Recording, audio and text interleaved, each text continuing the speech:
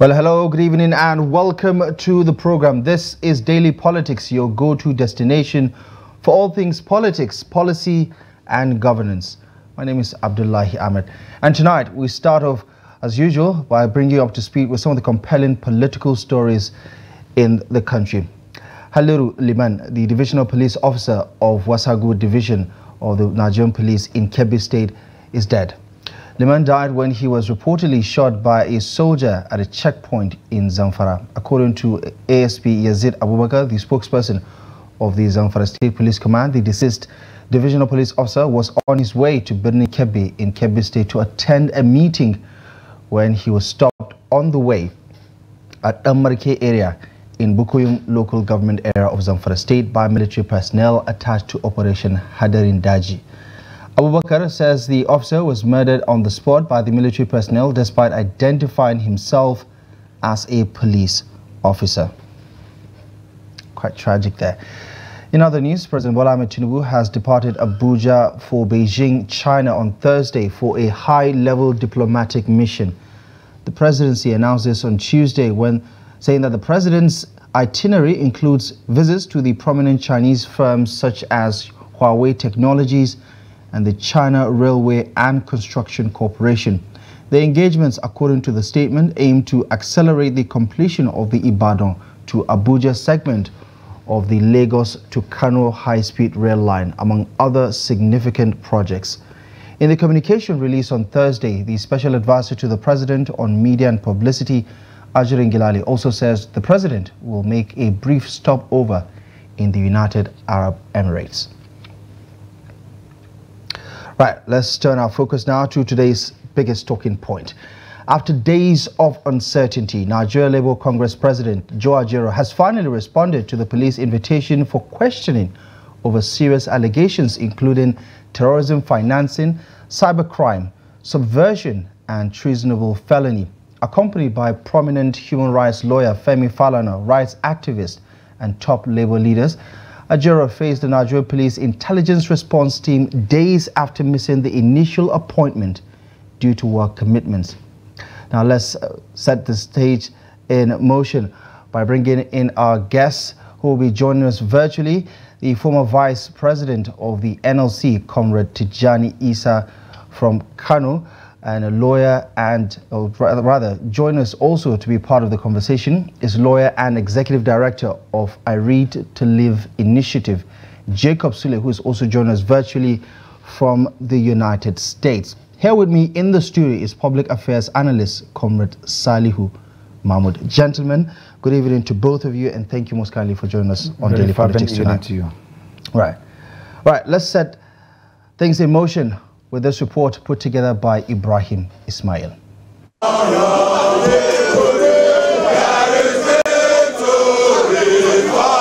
That was the mood at the headquarters of the Nigeria Labour Congress NLC on Thursday, as the Congress President Joe Ajaero left to honor the invitation of the police over allegations bordering on terror financing, among others. Ajaero was accompanied by renowned human rights lawyer Femi Falana and a group of workers.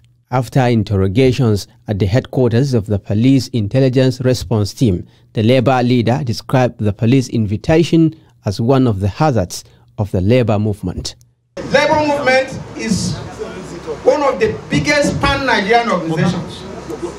Our patriotism from the days of colonial government to even the period of the military is unshakable. We are more patriotic than any other institution you can think of in this country. And we are going to continue to be that. You know, as far back as 97, 98, I was telling Falana, we were pulling together in the cell, enjoying ourselves during the time of Abacha. So, comrades, but what is important is the circumstances, you know, that took you to that place. Or whatever is the case, we are out to continue the struggle. The tension between the police and the Nigeria Labour Congress began when officers stormed the NLC headquarters to arrest a suspect allegedly involved in the sponsorship of the End Bad Governance protest in the country.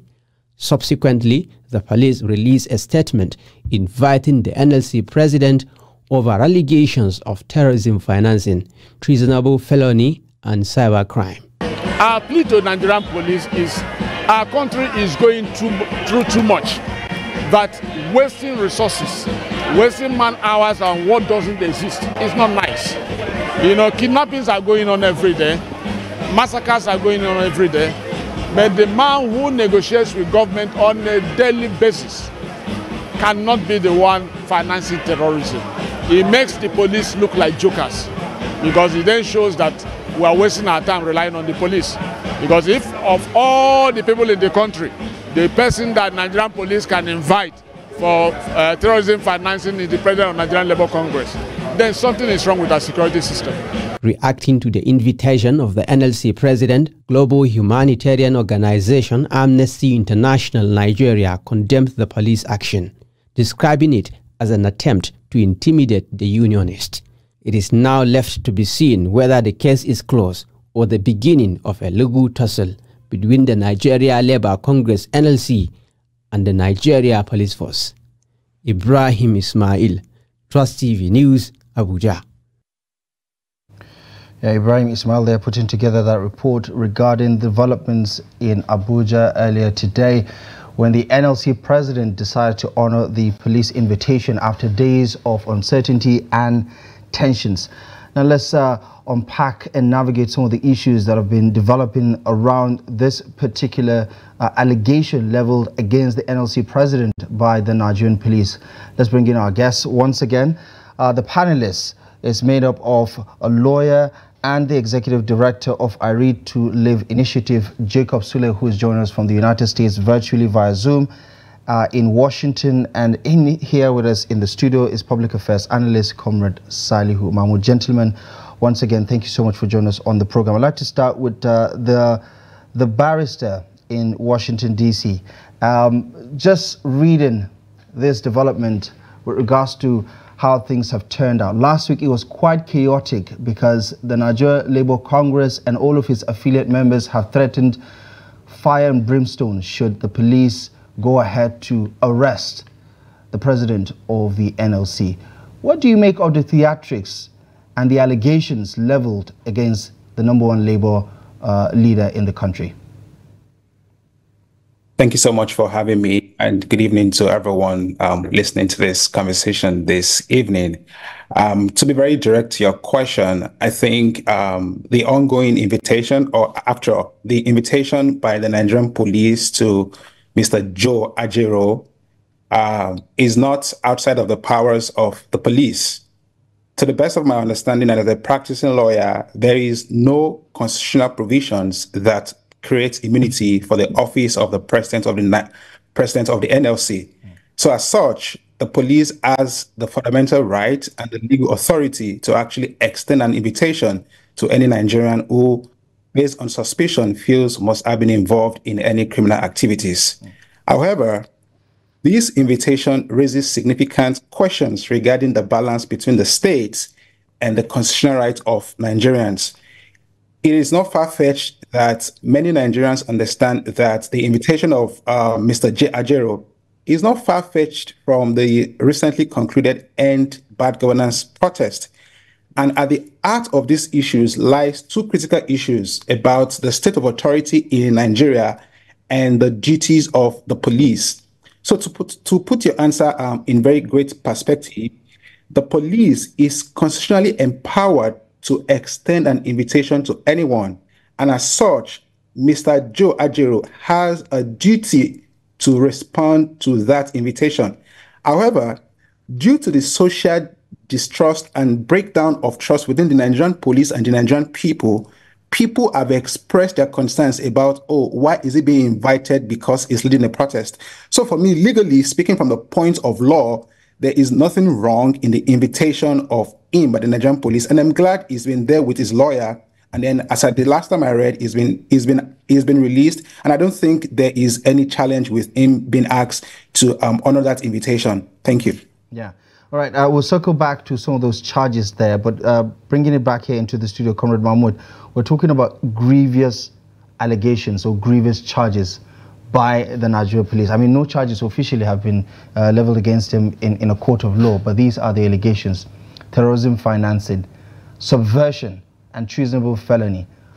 What are your initial thoughts about what the police is trying to do here? I mean, because we're obviously getting sidetracked with all the theatrics, with all the threats that Labour has been making, and also the Gestapo style that the Nigerian police invaded the NLC headquarters just a couple of weeks ago. What do you make of the substance of this conversation? Well, when you look at the whole thing, it is a cat and rat relationship that had existed between the Ajaero NLC leadership and the Nigerian system, the incumbent Tinubu administration, which extended to affecting the police. Itato, they had alleged in some quarters that it was DSS operatives that stormed the Labour headquarters in central area close to Ministry of Finance until the Department of State denied it, before the police came out to say it was them, the IRT, to be precise. In the first place, like the lawyer said, the police in any country, whether first world country, second or third, has the constitutional right to invite anyone and do certain things. Like the PRO, first PRO of the police, ACP Muiwa, was making an explanation that the police are even empowered to break into certain offices. How many laymen know this? The invitation was signed by an SP from Intelligence Response Team on behalf of the Inspector General of Police and also others. The issues are NLC President is President of Labour. And according to the statement of the first public relations officer, he said there is a tenant being on watch list in the 10th floor of the Labour Congress headquarters. They stormed there and found some document. Some document found there linked the NLC under Ajaero with that suspected terrorist. They've not came out clearly to tell us whether it was domestic terrorists or external or what have you. Based on that was why they wrote that letter from Intelligence Response Team to invite him to clarify and explain his link to that document found after invading that tenant's office. So clearly, Muyiwa Adejobi, Assistant Commissioner of Police, had already given the answers to it that Joe Ajaero, as NLC President, was not the target. But in investigation, it's just like, for example, maybe I and you went somewhere, and I was the last person to conversate with you on phone. We are not praying for anything, and something happens. The first person by investigation, by first information. So he's just a person of interest then? That is it. Just to clarify. And this were what he did today by going to IRT. And as smart and intelligent as he is, he never took it individually. He made it a Labour Party affair to the extent that they mobilized. They went to IRT, his lawyer, Femi Falana, constitutional lawyer, was there. And the warm reception the head of IRT gave to him was... Did that in any way, did the theatrics of this whole situation overwhelm the Nigerian police? Because they were talking about strikes. It was quite preemptive on the part of Labour, since last week, for instance, when he didn't honor the initial invitation on the date set by the police and said, listen, I have made prior arrangements, I'll see you guys next week for the questioning, right? And Labour leaders preemptively said if he is arrested in any way, shape or form, there would be nationwide strike action and things like that. Do you think that played a role in the police handling of the matter? You know, there is no smoke without fire. It is very possible that threat by NLC to down tool and go on strike if the police touches their president might have made some retired top echelons in the security, maybe the commander-in-chief himself or some political gladiator to say, come, look, don't dent the image of our administration. Do this thing how it's supposed to be done, when and how. You see, sometimes this is what we say. We've called for restructuring of the entire security architecture for long.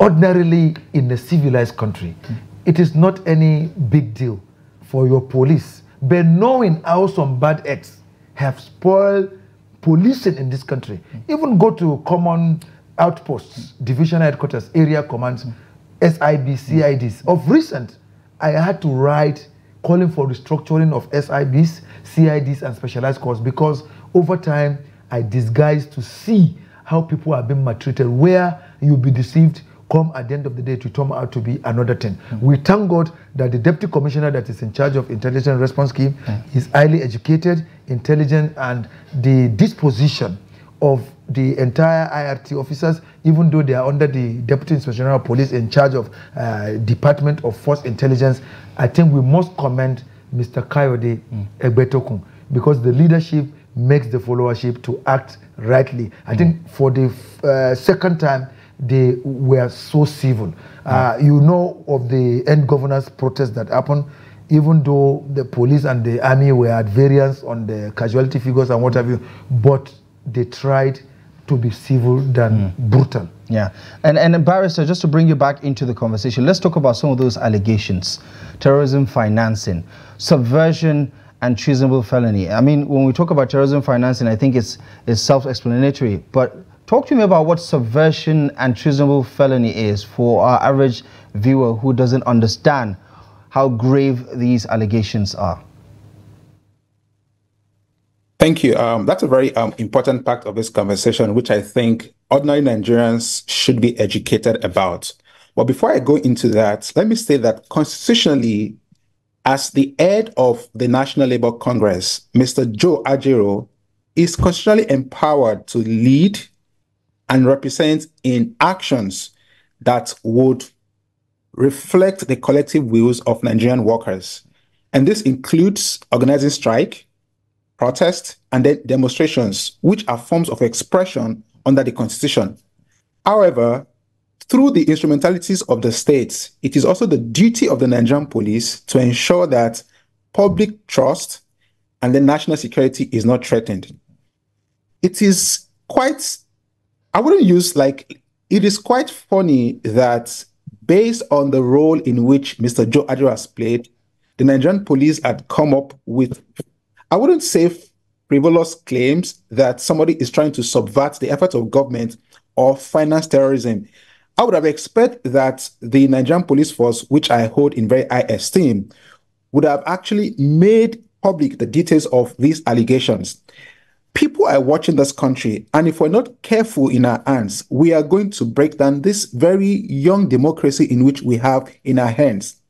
You cannot just make reckless claims and say that because an individual had led an end governance protest, because of the state of the country, you are bringing up claims that cannot be substantiated and say that this individual is making effort to subvert the government. Many of us followed through this protest from whatever we are currently living. I did not see anywhere, except for some pocket of places in the north where there were breakdown of law and order, and also maybe for some places where there were foreign flags that were being flown. But you cannot categorically say that the office of the NLC President actually sponsored or is involved in terrorism. And I think we need to draw a thin line between using institution of states as political tools rather than actually upholding the office of the NFF or even the National Labour Congress, alleging that the #1 opposition leader, which is the NLC President, is being allegedly said to be financing terrorism. It is not something in which we should be discussing at this point in time. So for me, and based on the law, there are really nothing tangible except the Nigerian police comes forth with credible and admissible evidence to say that based on XYZ, you can say that this person had been found to be connected or financing terrorism. I haven't seen anywhere where the Labour had actually subverted the will of government. The Labour has not called for the removal of the president. The Labour has not called for the shutdown of the administration of government. The Labour has not called for anything beyond normal. Every Nigerian has the right to protest within the ambit of the law. So for the Nigerian police to use words like saying alleged terrorism financing, it calls for a lot of reflection for us as a country. And let me back up a bit. There's a perception that the invitation of the police to Mr. Joe Ajaero is perceived as an attempt to intimidate or silence organized labor. Potentially, like, it is creating a bad precedent for us as a nation. And if we're not careful, these humans or these persons who are serving this invitation, they're just going to be for office for maybe, let's say, 35 years of serving the country. When they get off from that uniform in which they wear as law enforcement agents, they will become ordinary citizens like you and I, and they would begin to face the reality of our great country. So I do not really see clearly on what grounds in which the Nigerian police force is inviting or has invited the labor leader for grounds of alleged terrorism or subversion of the will of the government. If there are any, I challenge the government to provide this fact and go to court rather than make mockery of our democracy and institution as a country. Right. Barrister, there's a lot of what-ifs and speculations going on preemptively on the part of, say, supporters of the NLC president who think he's innocent. And as we do know, under the Constitution, he's innocent until proven guilty. Isn't it only fair, and you alluded to this a little earlier when we started this conversation, that the police are well within their rights constitutionally to ask questions? Is it not fair to say that it is the organized labor and its supporters that blew this whole situation out of proportion, because he was simply invited, he wasn't even arrested, and therefore there was nothing that warranted the sort of overreaction that a lot of people think the labor greeted this invitation?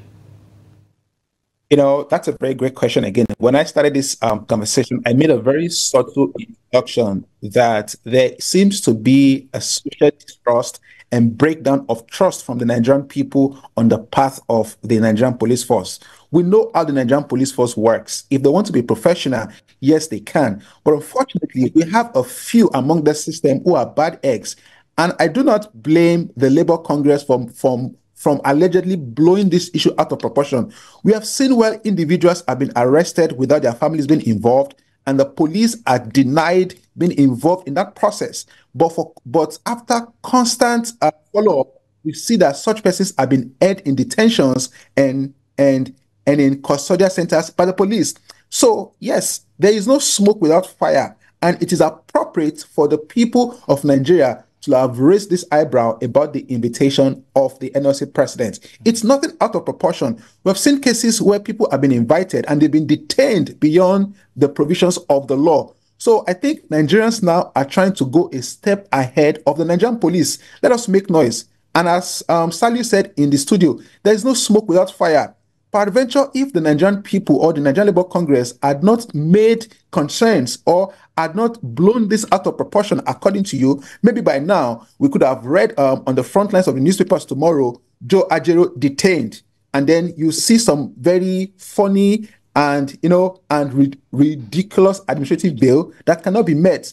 So for me, quite frankly, the Nigerian people are just being at alert, and the Labour Congress has done nothing against the Constitution or the provisions of the Constitution to lead that mobilization to accompany the president of the Nigerian Labour Congress to honor the invitation. Like I said, I am speaking on the point of law and not based on the grounds of morality. I know we are a very emotional-driven country, but the law must be separated from morality. As it stands right now, the police are constitutionally empowered to invite an individual on grounds where they are suspected to be involved in any criminal activities. And that's where I stand on this issue. All right.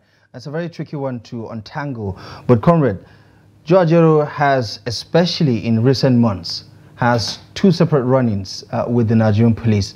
Remember the Imo situation, for instance, and the Imo state government came out to say, listen, this man has a dog in the fight, especially in the aftermath of the elections in Imo, for instance, where he has his own, the state government says he's nurturing his own political ambitions, and he's also supporting one of the candidates in the recently held gubernatorial election in the state. Do you think that in itself kind of muddles the argument because he's not necessarily a neutral person? Do you think his political exposure is going to make this case a lot more difficult to unpack? Many Nigerians know that severally the NLC president has been linked to the 2023 Labour Party presidential candidate, Peter Obi, former governor of Anambra State. Then again, during the second term re-election of Hope Uzodinma, he had his own candidate. And I think the police authorities there, through some unscrupulous, what have you, manhandled him, even though it was condemned. The issues are, this is not the first time highly placed personalities are facing this kind of issues with the police. Don't forget, during the Muhammadu Buhari administration, when Bukola Saraki was president of the Senate, Idris Kotu Ibrahim was the Inspector General of Police when a robbery took place. Because of that ascension to Senate presidency and speakership where Dogara emerged, there were political, what have you, imbalance between the presidency and the legislature. And the IGP then, Idris Kotu Ibrahim, wanted to satisfy the commander-in-chief, and they had to invite the Senate President Bukola Saraki then to the same intelligence response team.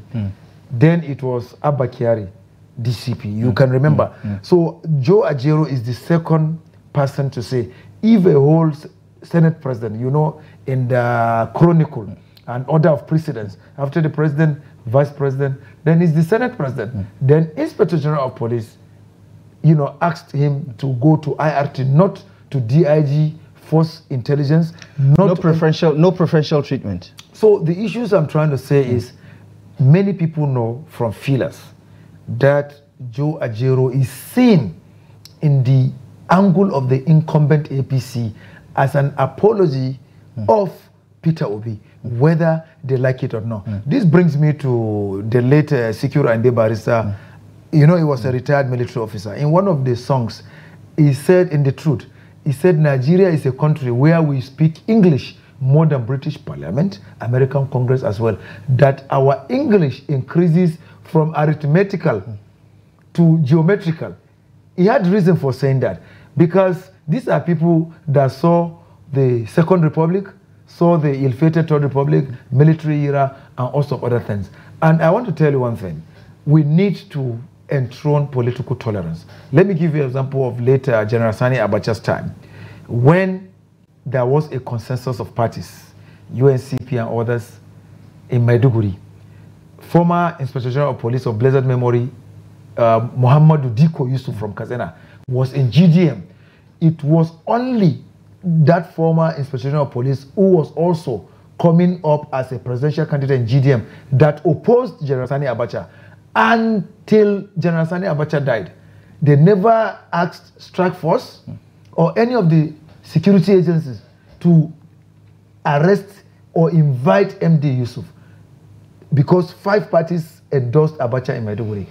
MD Yusuf came up. That was during military. So I think President Ahmed Bola Tinubu, in case he's not aware, please, because he has some very, very fine aides. Like this afternoon, I was in interview alongside one of his aides, the Senior Special Assistant, Yakase, on public engagement. When somebody that comes from this Sabombini, Gobir area where the emir was killed was also in the studio and narrating their audits and what have you, he felt it that, yes, we've had, I don't know before, but I am going to convey this, and I'm going to personally visit Sokoto to engage you, since I'm SSA on public engagement. So what I'm trying to say is that we should also get certain civilized aids in order to tell Mr. President certain things that ought to be said. Right. A lot of people obviously would say the buck stopped at the president's desk. But however, we're talking about systems that need to function with or without the president's contribution, so to say. But overall,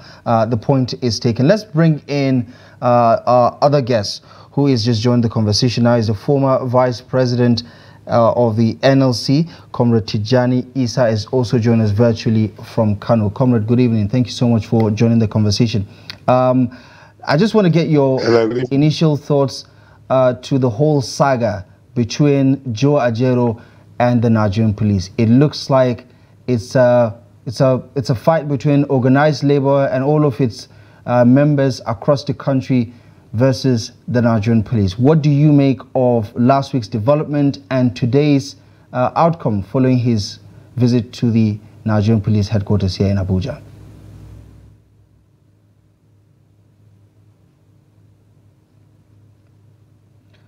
I don't know if Comrade Tijani can hear me. Can you hear me? You might need to unmute your microphone to... I have unmuted it. Are you hearing me now? Go ahead, please. You can hear me, right? Yes, we can hear you. Go ahead. All right, thank you. First of all, let me express my profound appreciation with your own invitation to this very big program. I have had discussions that have been made on this issue. I am particularly impressed by the position of the barrister who spoke before me. You see, every Nigerian citizen should and must be a law abider. So for this reason, nobody is above the law. The police can invite people and question them. But in doing so, it must be clear that the people should have a case to answer, or seemingly something to answer. So, yes, Ajaero as a person has his own political inclinations and his beliefs in politics, in political cycles. But that is not to say that that would give a reason, to trample on him. I'm not even talking about his own right, but trample on him as a person. That's very wrong. What we have seen in these days is a show of shame, because the language used by the police is a very grave language, very big and grave language when they talk about treason. Treason, if I understand the meaning of treason, is so big. I mean, it's like you are against the state, which will end up, if convicted, either life imprisonment or death by hanging. So what has Ajaero committed that, gives that name treason? Yeah, but Comrade, just to butt in, pardon the interruption, Comrade. These are not charges yet. They are just allegations, and an investigation is being carried out. Is it not fair to expect that he answers those questions and then clear his name? Is that not what we have in the system for any other person? If you understand the psychology of intelligence, what they are trying to do is to magnify these problems so that whoever hears it will know that there is a big case, and for this reason, he will expect a big response from the police. I don't think that is a very right thing to do. When you talk about treason, when you talk about incitement, yes, Ajaero is free to have... I have a problem with him personally when he was asking that workers should vote for Obi. I said, no. We are an organization with different beliefs and different thinking. You are for Obi, I am for Bola Tinubu. So I am going to mobilize for Bola people, our workers, to vote for Bola Tinubu. You go and mobilize people for them to go and vote for Obi, but it shouldn't be a directive. It's not a directive. It's a clarion call. You are trying to cajole people. You are trying to ask them over, but it's not a directive. So that, I think I made it clear, and we had some problems. So the whole thing about this issue is that if workers did not follow Ajaero to the Nigerian Police headquarters today, I am telling you the story would have been different, completely different. He wouldn't have stepped in there and stepped out. They will concoct stories, they will have reasons to detain him, and then the administrative bill will be something that they will tell you need to bring somebody who has a 500 million property landed in Abuja. I mean, these are things that they can do. I'm not saying that, I'm not trying to preempt the investigation. It is not, even the police is not a court of law. They will do their investigation and forward it to the court of law, and the court of law will do the judicious thing that is required. There will be argument for and against, and then there will be, there will be a ruling. So in the first place, for you to now say you are investigating Ajaero based on treason, I think you are trying to make trouble, because these people are not they are not the court. It is the court that will say this person is wrong for this reason. Okay. All right. I think we have established to a certain degree that the police is not out of bounds in any way, shape or form. Yes, the allegations are quite grave, but there's nothing the police has done so far that has warranted some kind of criticism with regards to their operationality on this particular matter, even though a lot of people like you, for instance, are not comfortable with those charges. But to bring in the barrister one more time, Barrister Sule, let's talk about what happened. If we can just roll some of that video from today's procession from the Labour headquarters to the Nigerian Police. And this is no ordinary appearance. Is this even legal for one person who was invited to have this much crowd? I mean, this basically turned into a theater, so to speak. And obviously, Comrade Tijani was just making the point that, save for the crowd that turned up to show their support for the NLC president, he thinks he probably would have been detained by the police. Does this amount to obstruction of, procedure by the NLC for mobilizing people in their hundreds? So thank you so much for asking. Directly, that does not amount to any breakdown of the provisions of the Constitution of the Federal Republic of Nigeria. Every Nigerian, you and I, old, short, black, white, pagan, Christian, Muslim, or anyone, have a right to freedom of expression, freedom of movement, and freedom of association. So by the virtue of that constitutional provisions, there is nothing unconstitutional from what the members of the labor union have done today. All they simply did was to stand up in solidarity with their president and the leader of the labor union.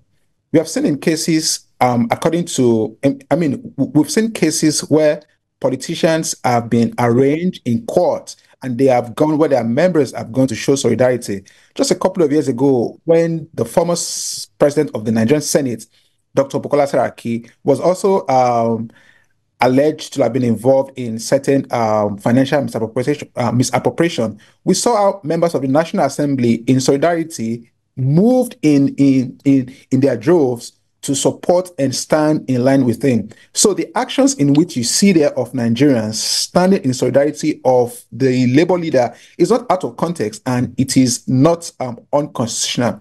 But we must sound a note of warning to the government of the day and to the Nigerian police force.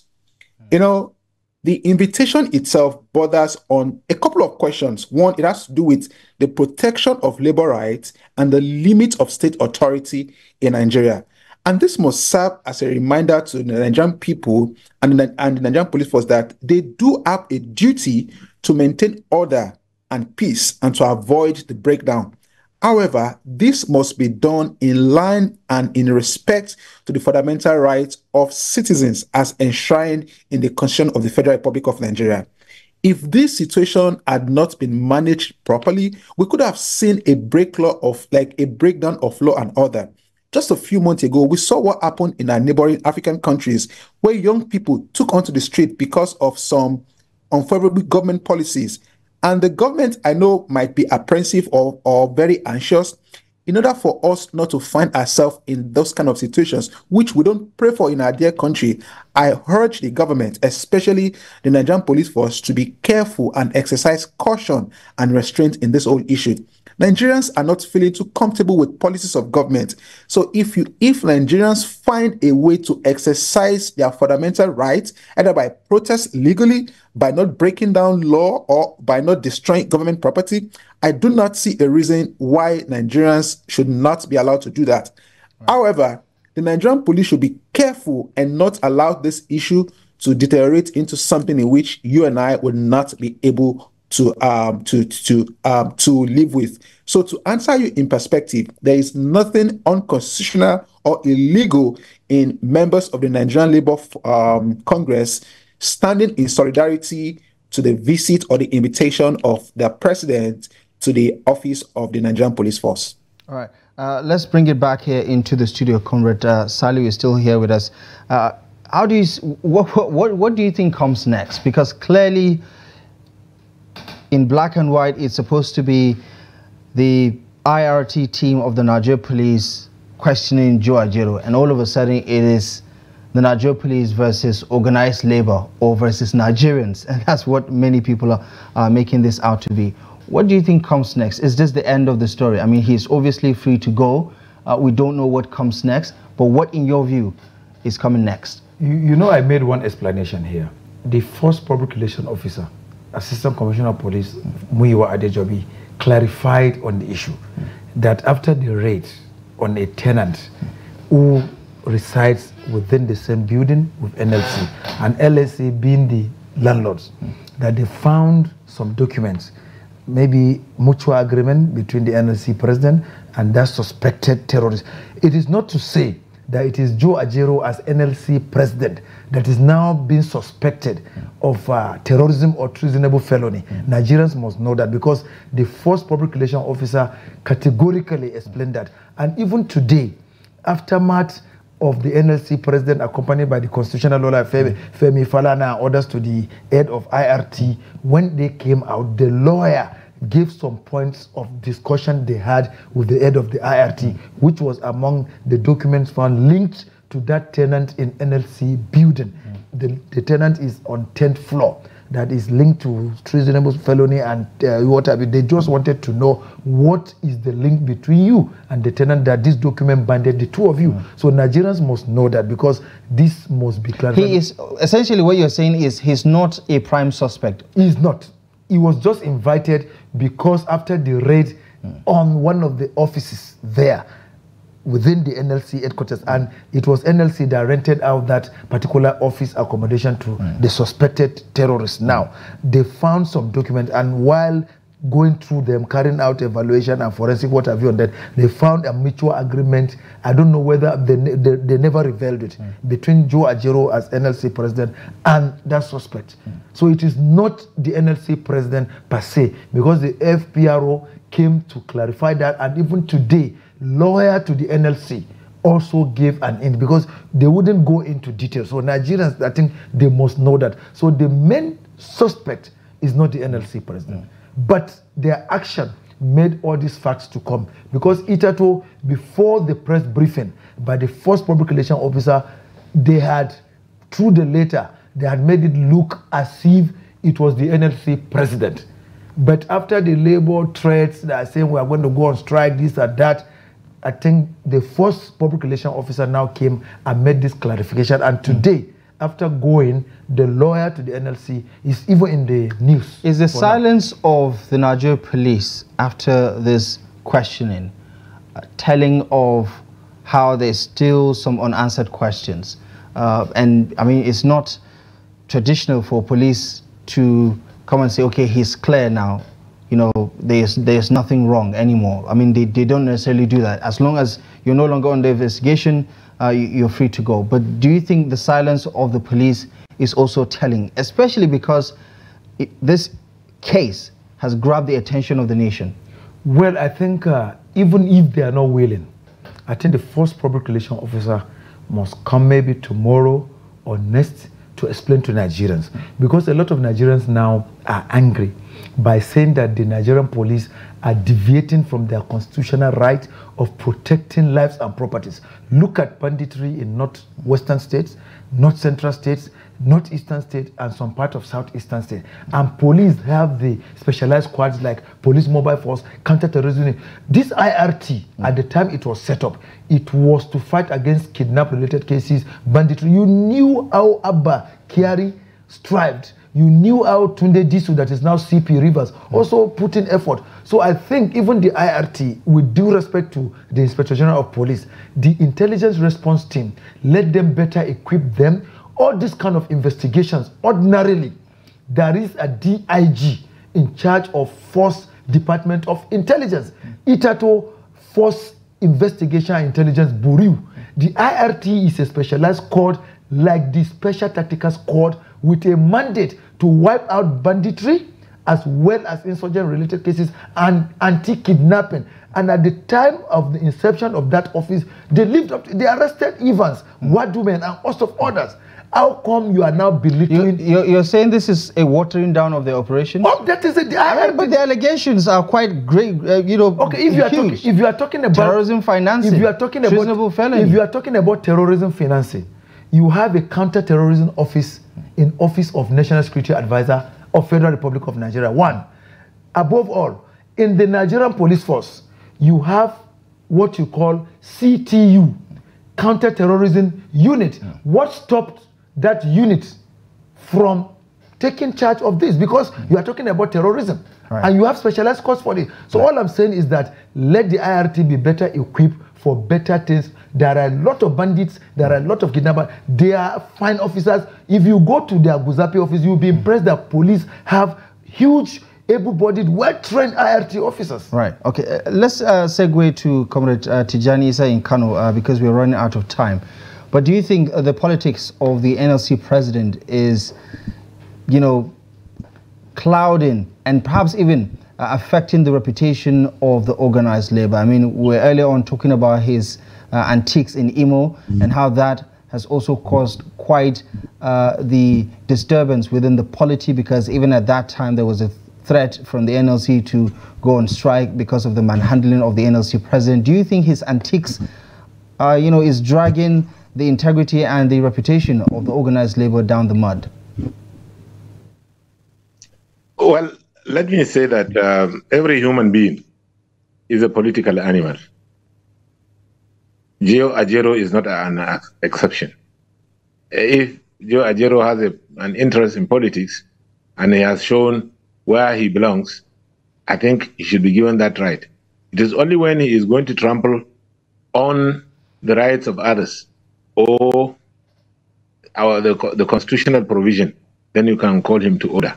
But this one is a little bit clumsy, if I may use the word, because you are talking of terrorism financing. It's like you are saying that he is an accomplice.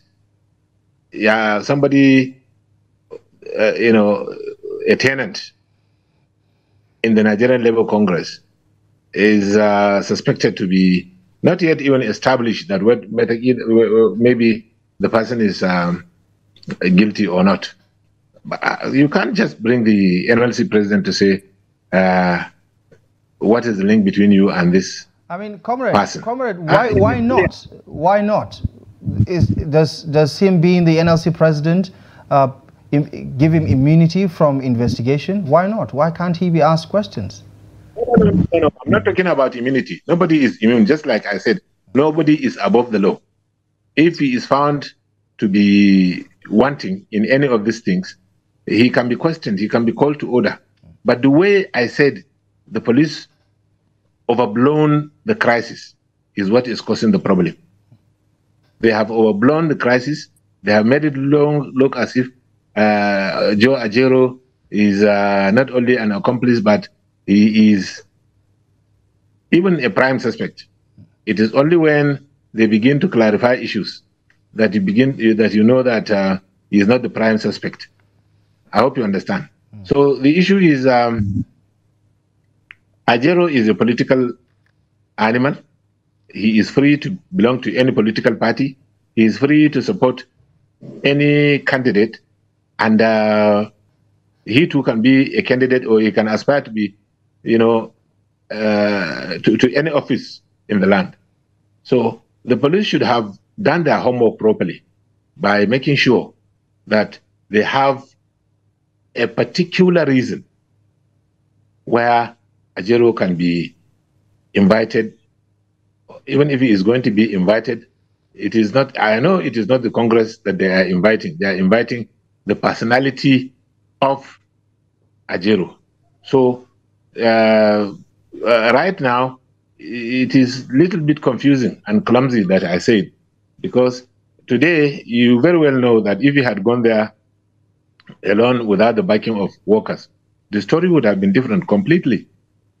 So we are trying to make sure that if people have reasons to answer a question, You don't look it as if you are trying to make the person look guilty even before trial or even before. This is only an investigative process and not even a judicial process. All right. Unfortunately, comrade, we're completely out of time. And there isn't much we can do about that. But to say thank you most kindly for joining the conversation. Former Vice President of the NLC there, Comrade Tijani Isa, joined the conversation from Kano. We've also been speaking to Barrister Jacob Sule, who has been a part of our conversation from Washington, D.C. in the United States. Barrister, thank you most kindly for your input in the conversation tonight. Thank you so much for having me. Right, and of course here in the studio in Abuja has been Comrade Salihu Mahmud, who has been helping us navigate some of those issues. Comrade, as always, thank you most kindly for joining us. Do appreciate you for stopping by. Thank you. And as always, thank you most kindly for joining us. Daily Politics returns tomorrow, live and exclusive at 8 p.m. on Trust TV. My name is Abdullahi Ahmed. We'll see you soon.